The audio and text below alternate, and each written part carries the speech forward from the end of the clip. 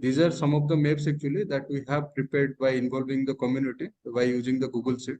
It is a kind of EPR exercises. So we are just printed out the Google Sheet and we are just drawing these maps. The first one is the geohydrology maps where we have identified the water resources where you can tap the water to save the crop that were actually in that villages. And second one is the means what are the slope of the village and what are the cropping patterns of actually farmers are preferring in the Kharif season and in the Rabi seasons. Then what are the in the surface geology, what are the kind of soil, because few soils having a good water holding capacity, whether few are not. So it also following that, sir, we are preparing the geomorphology maps where you can find out the what are the high and medium and low slope areas. By integrating all these maps, actually we are able to find out the most crop failure zones, and those crops are actually in those lands required water in a priority basis, so that the crops that were actually grown by the farmers will be those crops actually those are green will not be under any kind of losses due to lack of water availability. So these are some I have pointed out some these are the yellow colors where in the crop failure zone maps we are actually providing irrigation facility those areas uh, as per the farmer demand also, and with the involvement of farmers, rather than sir tapping the individual water resources, we are actually focusing on the community based infrastructure, so that a lot of people will be involved in these projects and it will be leads to a better sustainability in the future. So after that, sir, we are actually adopting these methods for what I am talking about. These are the methods that we have adopted for sustainability. So one of those, sir, actually, just few seconds, sir. So in these projects, sir, actually, departments, peoples, and NGO and farmer producer organization all are working on a single board, so that just in a single board, sir, for a good outcomes and out results.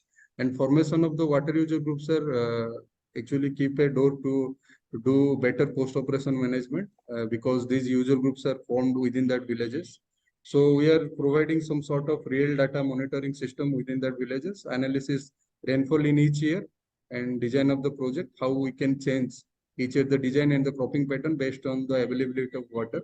What are the agroclimatic conditions, like what are the because in each of the irrigation projects, the major thing is what is the actually demand of each cropping by each crop. So based on that, sir, actually the whole irrigation project was designed. So we are actually in each year we are calculating what are the actually crop water requirement and what is the irrigation and what is the rainfall water actually rainfall water we are availing. Based on that, sir, we are calculating how much irrigation water actually we need for each of the crop. So these few fundamental exercises are we are following in each of the projects. So we are educating farmers on the crop water budgeting exercises. We are prioritizing the low water consuming crops rather than a larger means a high water intensive crop. So we are also focusing water management protocols, how to do irrigation scheduling, and what are the cropping practices we need to follow.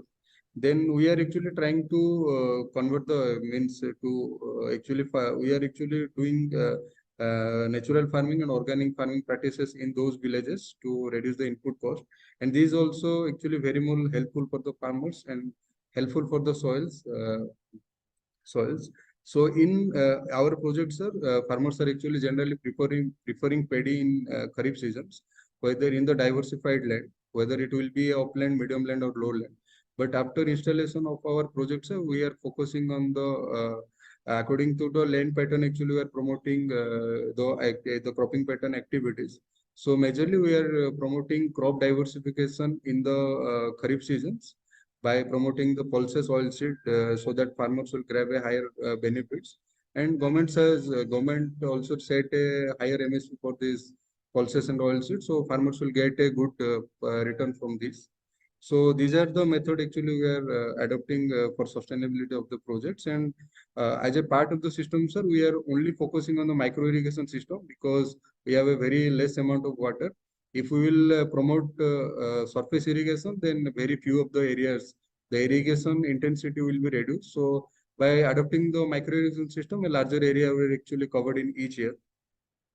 So these are some pre and post deployment activities that I have addressed in this presentation.